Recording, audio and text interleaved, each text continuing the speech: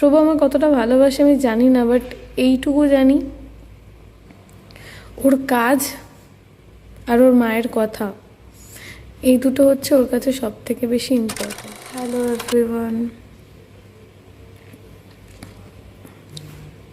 আমি 3-4 দিন ধরে, 2-3 দিন ধরে অ্যাকচুয়ালি ফোন থেকে একটু দূরেই ছিলাম। আর জাস্ট কটা কথা বলতে এসেছি, সেটা হচ্ছে এখন যা সিচুয়েশন হয়েছে সেখানে কি দাঁড়িয়ে মনে হচ্ছে বোধহয় বেঁচে গিয়ে বড় ভুল করে ফেলেছি।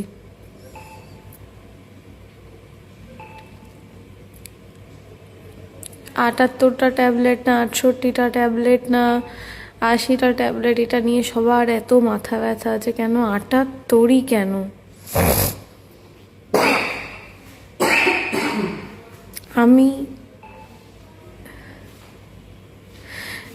আমি কেন, যে কোনো মানুষ যখন ভাবে যে মরে যাব, সেটা যে কোন সিচুয়েশনে গিয়ে সেই ডিসিশনটা নেয়, ওটা যারা সুইসাইড করেছে বা করার চেষ্টা করেছে তাদেরকে জিজ্ঞেস করলে পাবে। আমি বলছি না যে আমি খুব ভালো কাজ করেছি। Obviously suicide is not a solution, but অনেকে বলছে, আমি অনেকের ভিডিও দেখলাম, যার মধ্যে একজন হচ্ছে নন্দিনী ভট্টাচার্য। উনি বলছে সম্পর্ক থেকে বেরিয়ে আসতে। আমি প্রবাহকে বিয়ে করেছি ভালোবেসে। যে মোমেন্টে আমার চোখ বন্ধ হয়ে আসছে সেই মোমেন্টেও আমি ইমাজিন করেছি এইবারে যদি প্রবাহ আমার কাছে আসে বা অ্যাটলিস্ট খোঁজ খবর নেয়।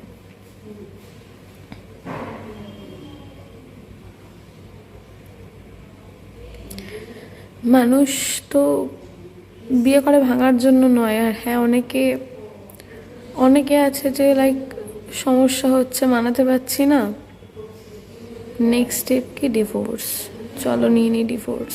বাট আমার মাথায় কখনো এটা আসেইনি। বিয়ের আগে আমি এরকম হুম্বিতুম্বি অনেক কথা বলতাম যে যদি মানাতে না পারি, তখন প্রবাহ ছিল না আমার লাইফে, আমি কাকে বিয়ে করবো কোনো ঠিকও ছিল না। যদি বানাতে না পারি ছেড়ে দেবো, থাকবো না। কিন্তু সেটা আমি পারিনি।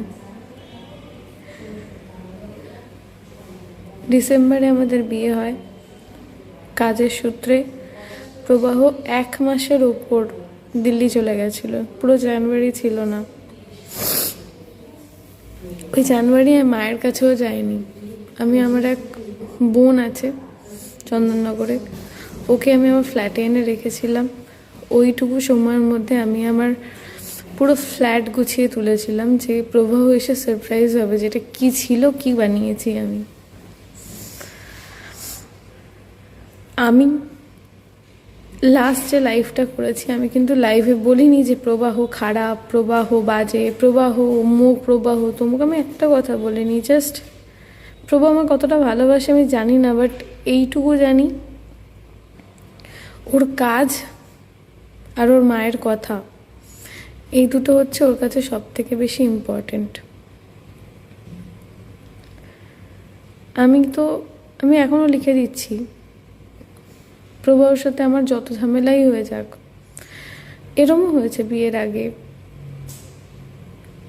আর এই নন্দিনী ভট্টাচার্য, আমি জানি না আপনি ম্যারিড কিনা, কাউকে কখনো ভালোবেসেছেন কিনা, আপনি ছেড়ে আসার কথাটা এত ইজিলি বললেন। আমার কাছে ছেড়ে আসাটা অপশান ছিল না। আমার মনে হয়েছিল আমি থাকতে পারবো, মানিয়ে নেব, একসাথে থাকবো, শেষ অবধি থাকবো, এটা আমার মনে হয়েছিল।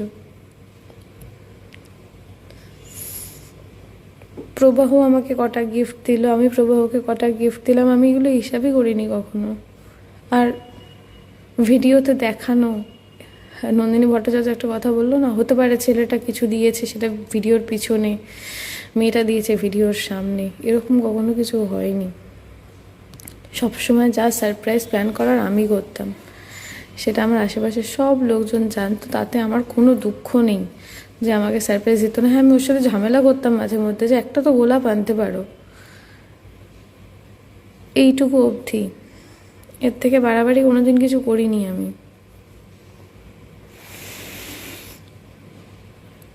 এবার নন্দিনী ভট্টাচার্যের বক্তব্য ছেড়ে আসতে হতো, হয়তো ছেলেটা পিছনে গিফট দিত। আমি আজ অবধি যা যা কিনেছি সব কিছুর বিল আমার কাছে আছে, সব কিছু আমি যা যা কিনেছি সব কিছুর বিল আমার কাছে আছে। আমি কী কী কিনেছি, কার জন্য কিনেছি। বিয়ের পর থেকে আমি সেভিংস বলে কিছু রাখতামই না। যতটুকু টাকা আমার কাছে আসতো আমি মনে হতো প্রবাহকে এটা কিনে দিই ওটা কিনে দিই, সেটা ভালোবাসার জন্য, কথা শোনানোর জন্য নয়। আমি এখনো অবধি এটা বলছি না যে প্রবাহ আমাকে ভালোবাসে না, আমি হয়তো ভালোবাসে, কিন্তু ততটা না যতটা দরকার, যতটা আমি ভালোবাসি ততটা নয়। বিয়ের আগে যখন অ্যাক্সিডেন্ট হয়েছিল আমাকে হসপিটালে ঢুকিয়ে দিল। আমার ভাইকে বলল আমার কালকে ডিউটি আছে। আমার ভাই বলল ঠিক আছে, তুমি তাহলে বাড়ি চলে যাও, আমি আছি এখানে। ও দিব্যি বাড়িও চলে গেল, ওখানে আমার জন্য ওয়েট করেনি।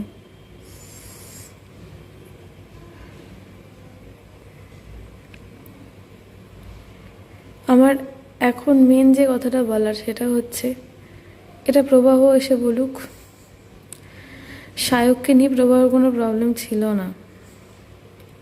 সায়ক আমাদের বাড়িতে এসছে, প্রবাহ থাকাকালীন এসছে। প্রবাহ বাড়িতে না থাকলে সায়ক কোনো দিনও পা রাখেনি, কোনো দিনও না। ইভেন আমরা যে সোসাইটিতে থাকি সেখানে গেট এন্ট্রি হয়, গাড়ির নাম্বার দিয়ে এন্ট্রি হয়, কোনো দিনও সায়ক লুকিয়ে চড়িয়ে আসেনি যখন প্রবাহ থাকতো। ইভেন সায়ক, সুকান্ত এরা প্রত্যেকে অনেকদিন ধরে বলেছে তুই তো ভালো রান্না করিস, আমাকে বাড়িতে ডাক, রান্না করে খাওয়া, খেতে যাবো। আমি কোনোদিন ডাকিনি ওদেরকে, ডাকার সময়টুকুই পাইনি, কারণ আমার মনে হয়েছে যদি কোনো একদিন প্রবাহ বাড়িতে থাকে আমি আর প্রবাহ একসাথে থাকবো। কাজ ছাড়া সায়কের সাথে আমার কোথাও দেখাও হতো না, কোনোদিন সায়কের সাথে কোথাও আমি ঘুরতেও বেরোনি, এমনিও বেরোনি। নিউ ইয়ার পার্টি, হাবি যাবি, কোথাও যাইনি। কোথাও প্রমোশন, জোয়ারদার আকাঙ্ক্ষা, কাজে যাচ্ছি, প্রমোশনে যাচ্ছি, সেক্ষেত্রে সায়কের সাথে দেখা হতো। ইভেন এরকমও হয়েছে প্রবাহ নিজেও আমাদের সাথে গেছে। বেকার বেকার কেন সায়ককে এখানে টেনে আনা হচ্ছে আমি জানি না, হয়তো ফার্স্ট মেসেজটা আমি সায়ককে করেছি বলে তাই। তাও সায়ককে আমি এটা লিখেছিলাম, ভাই আমি ঘুমের ওষুধ খেয়েছি, আমি কি বাঁচবো না মরবো? সায়ক বললো আর ইউ ম্যাড? আমি বললাম যদি মরে যাই, মরার আগে আমার কটা কথা বলার আছে, তুই কি শুনবি? ততক্ষণে সায়ক একে তাকে কল করে দিয়েছে। আমার অনেক কিছু বলার ছিল। সেই বলাগুলোর মধ্যে হচ্ছে প্রবাহর সাথে আমার নর্মালি কোনোদিন কোনো ঝামেলা হয় না। যখন বা যে সময় প্রবাহ ওর মায়ের কথা শোনে, প্রবাহর আমার মা আমাকে যখন মেসেজ করে, বা আমার মা কেন, আমার যে কোনো বন্ধুবান্ধব যখন আমাকে মেসেজ করে, আমি কারোর মেসেজ এনক্রিপ্ট করে রাখি না।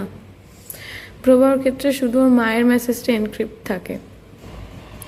আমাকে সবাই বলেছে পাইলটদের ক্যারেক্টার ভালো হয় না, কিন্তু আমি একটা জায়গায় দাঁড়িয়ে বলেছিলাম, সবাইকে বলেছি যে ভগবানও যদি নেমে এসে আমাকে বলে যে প্রবাহর ক্যারেক্টার খারাপ, সেটা আমি মানব না।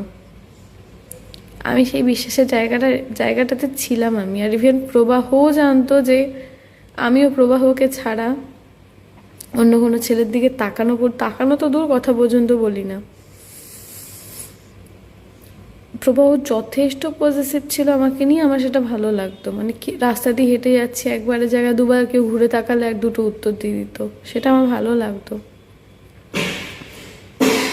আমাদের মধ্যে কখনো কোনো সমস্যা, ওই একটাই সমস্যা,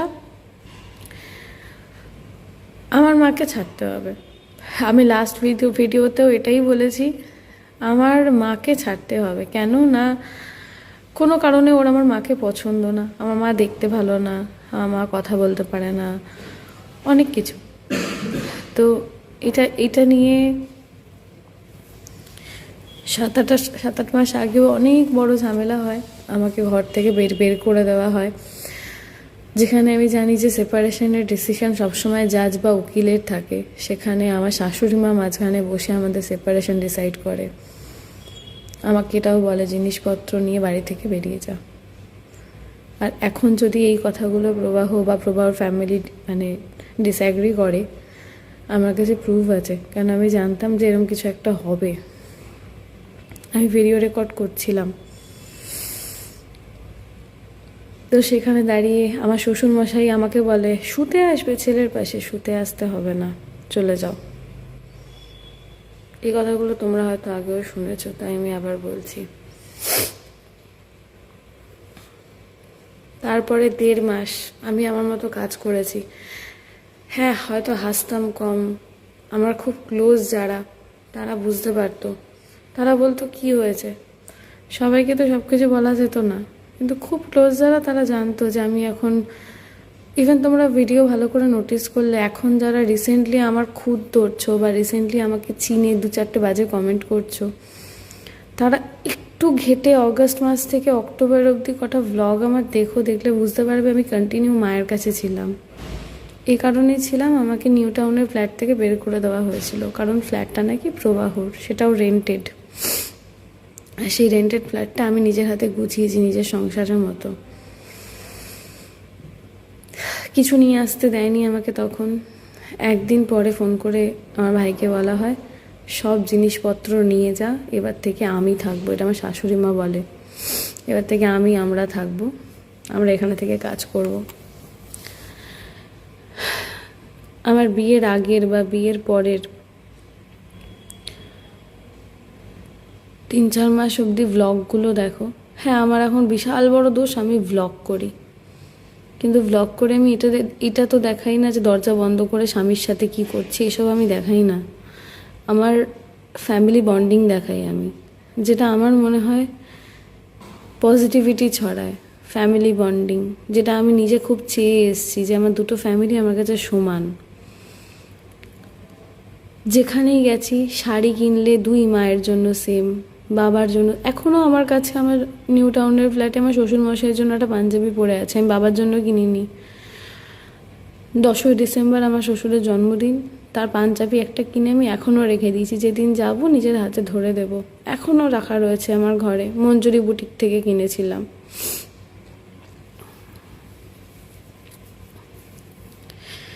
বিয়ের আগের বা বিয়ের পরের ভিডিওগুলো দেখলে বুঝতে পারবে যে আমরা ভালো ছিলাম, দিব্যি ভালো ছিলাম, কিন্তু সমস্যাটা শুরু হলো অন্য জায়গায়। হঠাৎ করে প্রবাহর মায়ের বক্তব্য হলো, আমি যেখানে যেখানে কাজে যাই বা যা করি, আমার ম্যানেজমেন্ট সব প্রবাহর মা করবে। আমি প্রবাহর মাকে বললাম যে, আমি তখন দাঁড়িয়ে আমি বললাম যে আমার শোতে সবাই চলো, আমার কোনো সমস্যা নেই, 2টো গাড়ি চলুক, আমরা 4জন 8জন সবাই যাই, কিন্তু আমার মা যে আমাকে এতদিন ম্যানেজ করে এসছে, মা যাবে সাথে। মাকে রিপ্লেস করে আমি কাউকে নিয়ে যাব না। সেটা পছন্দ হয়নি। প্রথম বেশ কিছু শোতে ওরাও গেছে, গাড়ি নিয়ে একসাথে সবাই গেছি, সেটা পছন্দ হয়নি। কেন? ওনাদের বক্তব্য সব টাকা পয়সা আমার ওদিকে চলে যাচ্ছে। আমার একটাই তখন বক্তব্য ছিল, আমি মেয়ে হয়েছি বলে কি আমার সব শেষ? আমার বাড়ির প্রতি দায়িত্ব কর্তব্য সব শেষ? আমি প্রবাহ এখনও আসুক, সামনে দাঁড়াক। প্রবাহকে আমি বলেছিলাম যে আমি এখনই বিয়ে করব না, বছর 2 টাইম নেব। আমার ভাইটা স্ট্যান্ড করুক, ভাই কিছুটা চাকরি করুক, যাতে আমার ঘাড়ে সেই চাপটা না থাকে, যাতে তোমরা বলতে না পারো যে সব ওদিকে চলে যাচ্ছে। আমি 2 বছর টাইম চেয়েছিলাম, কিন্তু প্রবাহর জেদ ছিল এই বছরই বিয়ে করবে, 2024-এ। আমি আর একটা কথা বলিনি, আমি রাজি হয়েছি। তাছাড়া প্রবাহ আমার বাড়িতে বসে আমার ভাইকে বলেছে, চিন্তা করছিস কেন? যেখানে তো দিদি আটকে যাবে সেখানে আমি আছি, আমি পড়াবো। কিন্তু আজ অব্দি ভাইকে না একটা ফোন করে জিজ্ঞেস করেছে তোর কি লাগবে, কি হচ্ছে, কি সমস্যা, কোথায় সমস্যা, কোনোদিনও আমার ভাইকে জিজ্ঞাসাও করেনি। উল্টে দর্পণকে তো আমি নিজের ভাইয়ের মতো দেখি, দর্পণ আমার ভাইয়ের মতোই। দর্পণের মাঝে মধ্যে বেশ কিছু আবদার থাকতো আমার কাছে, আমি সেগুলো যতটুকু পারতাম ফুলফিল করতাম, যতটুকু পারতাম। ও দাদার কাছেও সেই আবদার করতো না, আমাকে বলতো। ভালো চলছিল। হঠাৎ করে সেই অগাস্ট মাসের সমস্যাতে দাঁড়িয়ে আমি বলে দিলাম যে, যেহেতু আমি লাইভে বললাম যে আমার তো এখনও রেজিস্ট্রি হয়নি, কারণ রেজিস্ট্রির ফাইনাল সাইনের দিনকে প্রবাহর ফিঙ্গারপ্রিন্ট ম্যাচ করেনি। আর এটা যে শুনেছে সে বলেছে এরকম হয় নাকি যে ফাইনাল সাইনের দিন ফিঙ্গারপ্রিন্ট ম্যাচ করছে না, কেন মানুষের তো থাম্ব ইমপ্রেশন চেঞ্জ হয় না। উকিলটা ওদেরই ছিল, ফিঙ্গারপ্রিন্ট ম্যাচ করেনি। তো সেটা আমি আমার একটা লাইভ ভিডিওতে, আমি এমনি অডিয়েন্সের সাথে মাঝে মাঝে লাইভ করি, আমাকে একজন জিজ্ঞেস করলো তোমাদের আলাপ কী করে, বিয়ে কী করে, তো তখন আমি সেটা বলে দিয়েছিলাম। সেটা বলা নিয়ে হয়েছে দুনিয়ার সমস্যা। প্রবাহ তখন হায়দ্রাবাদ থেকে ফিরে আমাকে বললো ভেবেছো ওটা কি, তুমি লাইভে বললে কেন যে আমাদের রেজিস্ট্রি হয়নি। আমি বললাম রেজিস্ট্রি হয়নি, এটা এপ্রিলের ঘটনা, তারপর ডিসেম্বর এলো, বিয়ে হয়ে গেল, অগস্ট মাস, মানে 1.5 বছর রানিং, এখনও রেজিস্ট্রি হয়নি। তোমাকে আমি কবে থেকে বলছি চলো রেজিস্ট্রিটা করি। লাস্ট ফেব্রুয়ারিতে তুমি বললে আমার মা বারণ করেছে রেজিস্ট্রি করতে। কেন না, তুমি যদি মরে যাও, তোমার যদি কিছু হয়ে যায়, তোমার বউ হিসেবে টাকা পয়সা আমি পাবো। আমি তোমাকে বারবার বলেছি আমার কোনো টাকা পয়সা কিচ্ছু দরকার নেই, আমার জাস্ট তোমার নামটা দরকার, কোনো টাকা পয়সা কিছু। তুমি সব নমিনি, মানে প্রবাহ সামনে এসে একবার বলুক, আমি ওকে বলিনি। আমি ওকে বারবার বলেছি তোমার টাকা পয়সার দিকে কোনো নজর নেই, তুমি নমিনি চেঞ্জ করো, তোমার মাকে দাও, আমার কিচ্ছু লাগবে না, আমি জাস্ট তোমার বউ, আমার এই নামটুকু লাগবে। তো সেখানে দাঁড়িয়ে রেজিস্ট্রি করতে চাইনি। উল্টে আমাকে তখন বললো যে, শাশুড়ি মা বললো আমার ভাইকে যে ঘর থেকে বেরিয়ে যা, নিয়ে চলে যায় একে, সেপারেশনে থাকুক। আমি প্রবাহর দিকে জাস্ট তাকালাম, ও ব্যালকানির দিকে দাঁড়িয়েছিল, আমি প্রবাহর দিকে তাকালাম। প্রবাহ বললো হ্যাঁ হ্যাঁ চলে যাও, কি হবে থেকে চলে যাও, সেপারেশনে থাকো, কাজে দেবে। তারপরে বিশ্বাস করবে না, আমি কুকুরের মতো প্রায় 1.5 মাস ধরে বাড়িতে এটা আনতে সেটা আনতে, আমার হেলমেট লাগবে, আমি কি একটা হেলমেট কিনে নিতে পারতাম না? আমার বাইকের হেলমেট লাগবে, আমার একটা জুতো রয়েছে, আমার 2টো জামা লাগবে, এই করতে করতে আমি মাঝে মধ্যেই আমি গেছি। যখনই গেছি তখনই প্রবাহকে আমি বলেছি যে একবার বলো না থাকতে, আমি থেকে যাচ্ছি। তো বাবা মা বের করে দিয়েছে, আমার কোনো যায় আসে না, তুমি শুধু বলো একবার থাকতে, আমি থেকে যাচ্ছি। তখনও অবধি প্রবাহর বক্তব্য না না থাকতে হবে না, যাও সেপারেশন ঠিক আছে। এখন অনেকে বলবে একটা সেলফ ডিপেন্ডেন্ট মেয়ে কেন এরকম করেছে, বেরিয়ে আসা উচিত ছিল। তাহলে ভালোবাসা শব্দটার অর্থ কোথায় রইল? নন্দিনী ভট্টাচার্য বারবার করে যে এই কথাটা বলছে, বেরিয়ে আসতে হতো, বেরিয়ে আসতে হতো, বেরিয়ে আসতে হতো। এত ইজি বেরিয়ে আসা একটা ভালোবাসার সম্পর্ক, একটা প্রেমের বিয়ে, ওর দিকে কী ছিল জানি না, আমি তো প্রচণ্ড ভালোবেসেছি, প্রচণ্ড মানে প্রচণ্ড। আমি ভোরবেলা 4টে বাড়ি ঢুকেছি শো শেষ করে, যখন আমাদের রান্নার দিদি ছিল না। আমি 8টায় উঠে ওর জন্য ব্রেকফাস্টও তৈরি করেছি না ঘুমিয়ে। এগুলো কোনো খোটার কথা না, আমি ভালোবাসার দিক দিয়ে বলছি। তো ভালো তো আমি প্রচণ্ড বেসেছি, সে ভালোবাসার কোনো দাম নেই। আমাকে আমার মা প্রথম থেকে শিখিয়ে এসছে ভাই, বিয়ে মানে হচ্ছে কিছুটা অ্যাডজাস্ট করতে হয়। আমি যতটা পেরেছি অ্যাডজাস্ট করেছি, কিছু ছাড়ার কথা কখনো আমার মাথায় আসেনি যে না আমি এখান থেকে ছেড়ে বেরোই, বেরিয়ে একা থাকি বা কিছু। আমি বিয়ে, সংসার, বাচ্চা, আমার অনেক দিন ধরে খুব ইচ্ছা যে আমিও মা হব, আমারও একটা বাচ্চা হবে।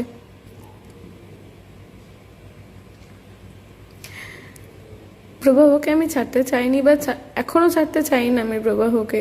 আমি লাস্ট যে লাইফটা করেছিলাম, আমি কিন্তু কাউকে কোনো ব্লেম করিনি। আমি শুধু একটা কথা বলেছি যে মা, স্বামী, সংসারের মধ্যে আমি কাউকে চয়েস করতে পারছি না। মাঝে গাদি গুচ্ছে মিডিয়া ঢুকে গেছে, আমার মা ইমোশনাল হয়ে গেছে, আমার দিদিভাই ইমোশনাল হয়ে গেছে, কারণ যদি আমার কিছু হয়ে যেত, ফার্স্ট অফ অল ওদের যেত। তো সেই বেসিসে ওরাও বলেছে, ওদের যা যা বলার ছিল ওরা সবটাই বলেছে।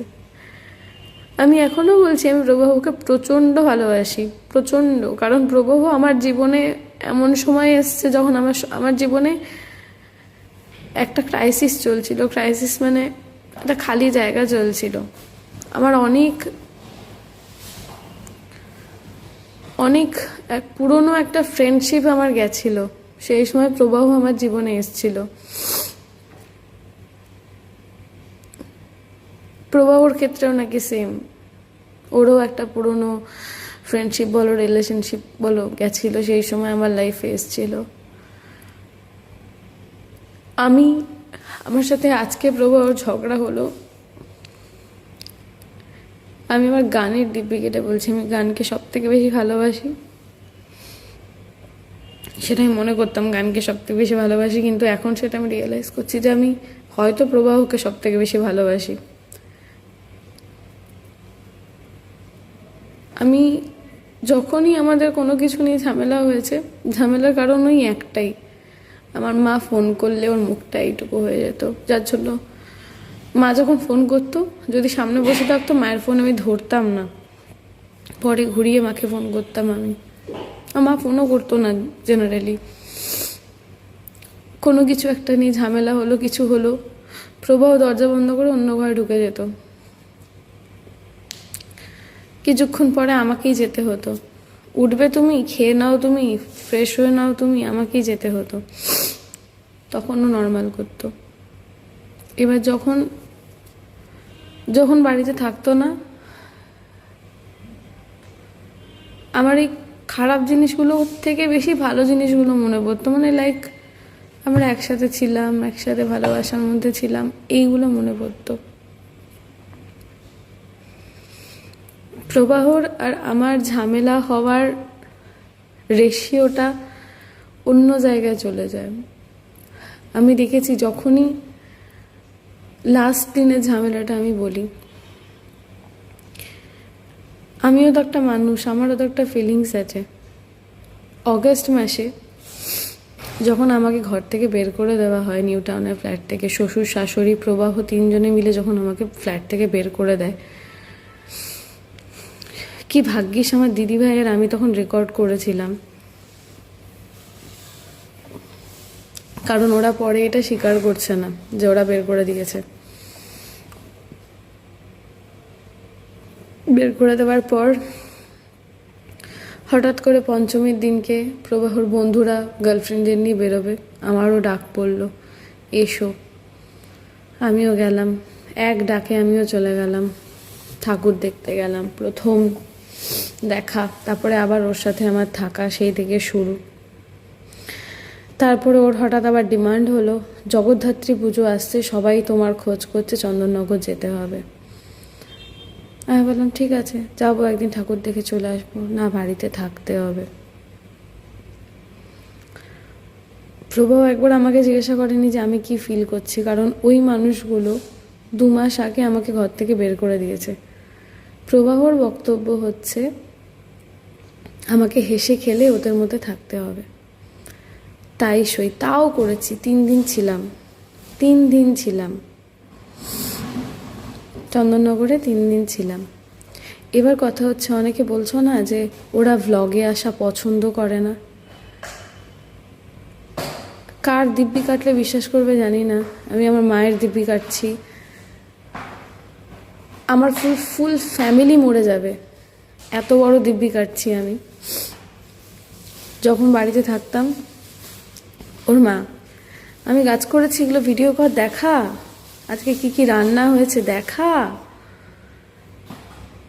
এরম করতো। হ্যাঁ, শ্বশুর মশাই তো ক্যামেরা শাই ছিল, কিন্তু আমার বাবাও ক্যামেরা শাই, কিন্তু নিজের বাবা মনে করে আমি পিছনে লাগতাম, কই দেখি তো কি করছো, দেখি আসো, দেখি মাথায় তেল লাগিয়ে দিই। সেটা পরে আবার উনি বসে সারাদিন বসে ভিডিওটা দেখতো, যে লোকে কি বললো আমাকে। তারপর বলতো, আমার একটা অমুক ক্লায়েন্ট আমাকে ফোন করে বলছে, বউ মাথায় তেল লাগিয়ে দিচ্ছে, আমাকে পরে বলতো।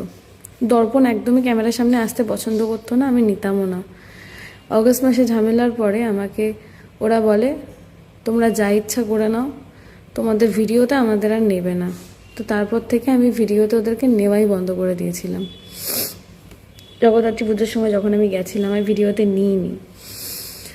জগদ্ধাত্রী পুজো ওখানে কাটিয়ে, বিয়েবাড়ি কাটিয়ে আমার হঠাৎ করে প্রচণ্ড শরীর খারাপ। আমি বিছানায় শুয়ে আছি, এটা দেখে থাকবে তোমরা, প্রবাহ ভ্লগ করছিল। প্রবাহ নিজে ভিডিও স্টার্ট করেছে। প্রবাহর মা ছিল প্রবাহর পিছনে দাঁড়িয়ে। যেই ভ্লগটা স্টার্ট হলো, হঠাৎ করে এসে আমার কোমরের কাছে বসে পিঠে হাত বোলাচ্ছে। এবার বলো যে সে ভিডিও পছন্দ করে না? এটা তো নয়। যদি ভিডিও পছন্দ না করতো, সে ওখান থেকে উঠে চলে যেত। ঘুরে এসে আমার পিছনটায় বসে আমার পিছনে হাত বোলাচ্ছে, মাথার পিছনে হাত বোলাচ্ছে। ওখান থেকে উঠে চলে যেত। ব্লগটা তো প্রবাহ স্টার্ট করেছিল, আমার তো শরীর খারাপ ছিল, আমি তো শুয়েছিলাম।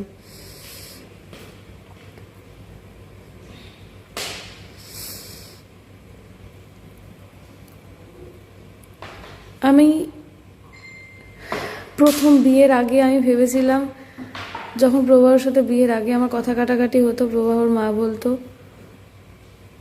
যে প্রবাহর বাবাও নাকি এরম ছিল, বিয়ের পরে নাকি শান্ত হয়ে গেছে, বিয়েটা হোক, তোকে কাছে পাক, ঠিক হয়ে যাবে।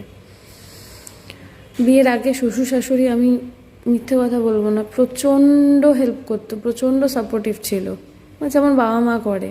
কিন্তু বিয়ের পরে সব ঘুরে গেছে। ওনারা মনে হয় ওনারা এক্সপেক্ট করেছিলেন যে আমি হয়তো পুরোপুরি আমার বাবা মাকে ছেড়ে দিতে পারবো, যেটা আজকে মানে আমি সব মেয়েদের কথা বলছি না, বাট বেশিরভাগ কিছু মেয়ে হয় না যে নিজের সংসার হয়েছে, ছাড়ো বাবা মা জলাঞ্জলি যাক। কিন্তু আমি তো সেটা পারিনি, আমি পারতে চাইও নি। আমি যার জন্য সময় নিয়েছিলাম, আমি বাড়ির মেয়ে আমি মনে করি না নিজেকে, আমি বাড়ির বড় ছেলে মনে করি। আর শুধু এটা না যে আমার বাড়ি, শুধু এটা নয়, আমার আশেপাশে আরও বেশ কিছু ফ্যামিলি রয়েছে, আমার কিছু স্টুডেন্টের ফ্যামিলি রয়েছে, যাদের দায়িত্ব আমি নিই, যাদের দায়িত্ব আমার ঘাড়ে। আমার কোনো মাসে ইনকাম কম হলে আমার মাথায় হাত পড়ে যায় যে আমি ওদেরকে কী দেব। তো আমি আমার মা বাবাকে ছাড়তে পারিনি, আমি মাকে ছাড়তে পারিনি। ওরা আমার মাকে পছন্দ করে না বলে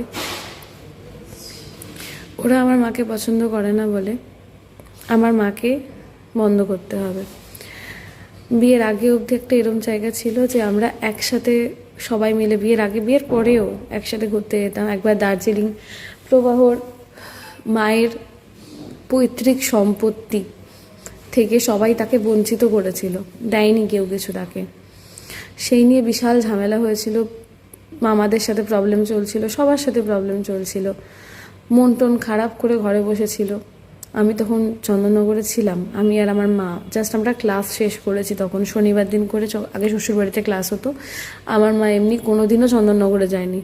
আমার মা আমার যেখানে ক্লাসগুলো আমার হয়, প্রত্যেকটা ক্লাস, আগে 3টে ক্লাস ছিল, এখন 2টো ক্লাস, এগুলো মা হ্যান্ডেল করে। শুধু ক্লাসের ক্ষেত্রে মা যেত। তো এরকম দিন ক্লাস শেষ করে টেবিলে খেতে বসেছি, দেখলাম যে প্রবাহর মা এরম করে ভাতটাকে মাখছে, মুখে উঠছে না। আমি যে কী হয়েছে গো তোমার? তখন প্রবাহর বাবা আমাকে পাশ থেকে বলছে, ওই বাড়ির প্রপার্টি, ওই নিয়ে সমস্যা, কেউ কিছু দেবে না বলে দিয়েছে। আমার ছাড়ো তো প্রপার্টি, অত মন খারাপ করতে হবে না। আমি 3টে টিকিট কাটছি, তোমার ছেলেও পরশুদিন থাকবে না, হায়দ্রাবাদ না ব্যাঙ্গালোর যাবে, আমরা 3জনে চলো দার্জিলিং ঘুরে আসি, আমার কোনো কাজ নেই। আমি ইনস্ট্যান্ট ওখানে বসে টিকিট কাটলাম, ব্যাগ ট্যাগ গোছানো করালাম, করিয়ে 3জনকে নিয়ে আমি পুরো আমার এই টিকিটের খরচ আমি কারোর থেকে নিয়ে নিই না, আমার মায়ের থেকে না শাশুড়ি মায়ের থেকে, আমি নিজের টাকায় টিকিট কেটে আমি 3জনকে নিয়ে ঘুরতে গেছি। হ্যাঁ, আমি কিন্তু ইয়ার্কি মেরেছি প্রচুর, যে জেনারেলি মা বাবারা নিয়ে যায় মেয়েদেরকে, সেখানে আমি নিয়ে যাচ্ছি তোমাদের 2জনকে।